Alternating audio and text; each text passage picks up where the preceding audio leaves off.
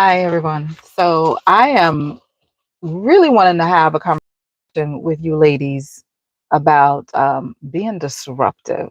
So today I was at work and I was encountering some people. I work as a nurse in a public school district here in Washington.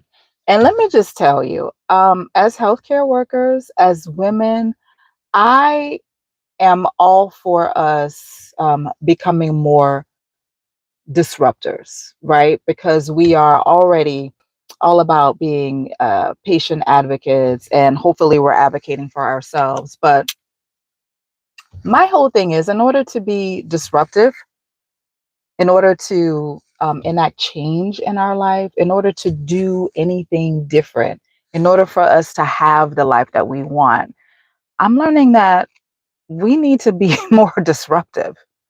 We need to change our original programming, change our thought processes, think different. I was thinking about the recent women's um, collegiate basketball championship. Y'all can tell I don't watch basketball that often, but when it comes down to the Final Four, I start watching, especially since I'm born and raised in Louisiana, and I always root for LSU. Go Tigers! Um, so just watching that all play out, I found that very interesting that Kaylin Clark is receiving a lot of heat. Um, and people, especially people of color, are very, very upset that she's getting the opportunities that she's getting in lieu of the fact that she did not win a championship. So this is what I want to say. I want to say that some women are very intentional and deliberate about the changes that they want in our lives, right? So here's what I know about Kaylin Clark. I know that she is the all-time leading points. She has garnered the most points in college basketball history. Period. First, it was Pete Maravich, and I know about Pete Maravich because LSU, right? The Pete Maravich Assembly Center. So prior to Kaylin, Pete Maravich held the record for the most points in college sports. Now here come this girl, and she has surpassed him. So now she has the most points period in history. So when people say things like, well, why is she getting these opportunities, and why is so and so offering her $5 million? Because she has the most. She's done the most of anybody in history. And when you decide to be a disruptor, when you decide to show up and say, not only am I going to be the best among the women's, I'm going to be the best, period.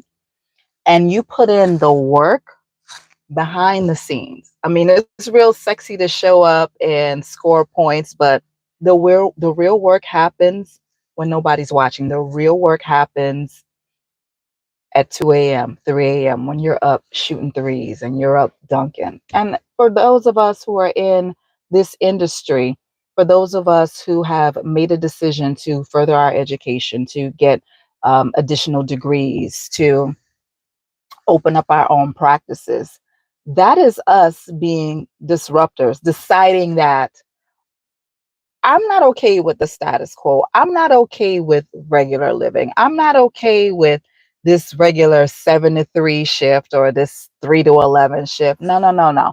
I want to achieve more in my life. So, one of the other ways that I tell women, because I get a lot of questions from women asking me, okay, so I'm a nurse, I've been a nurse for this long. How have you been able to make the money that you're making while traveling and doing all these other things? And the answer is because I'm very intentional. I make a plan and I write it down and then I take action. All right. So, number one, you have to decide that you're going to be the disruptor. Okay. Number two, and I have a list here. That's why I'm looking down. Number two is you want to write it down. Okay. Habakkuk chapter 2, verses 2 and 3. I'm going to read it to you. It says, write down the vision. So whatever your vision is for your life, if you want to make six figures, if you want to make seven figures as a healthcare provider, you want to write it down. Write down a vision clearly, inscribe it on tablets. So one may easily read it. That's the first step. And then it gives you some insight. For the vision is yet for the appointed time. It testifies about the end and will not lie. Though it delays, wait for it, since it will certainly come and not be too late. So when this girl was out, when she was practicing last year, year before last, year before that, she hadn't achieved her goal, but she kept doing it and she had a plan. Same thing for us as healthcare workers, as women in healthcare. What is your plan? What do you want to accomplish? I know for me and for some of the women that I'm working with, a lot of these women want to start their own businesses. They either want to stay within the realm of healthcare or they want to branch out. So, what is it? What's your vision? What's your plan? Write it down. Because here's the thing about writing it down. Have that vision written down, and you want to look at it every single day. Okay. Um, the next step is to take action. Take a massive 10x action. Um, as women, we need to have the audacity to see what we can get away with. I'm going to say that again. Things. And just see what you can get away with.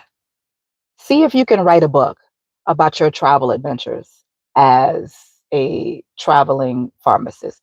See what you can get away with in terms of, I don't know, going abroad to study. Just see what you can get away with. Just do stuff because here's the thing, the only person that's going to be unhappy, to sure you guys have an amazing day. And for those of you who are looking to be a disruptor in your life, speak life. And there is my community of women who are being 10x in all the things in this that they need to do to have a fantastic life. So I'm going to put the link for you to join. And I hope to see you there. And just remember to love yourself, mind, body, and spirit, because you deserve all the love, all the joy, all the peace, all the abundance, all the ease that this life has to offer. So go out and get it. I hope you have an amazing day. I'll see you next time.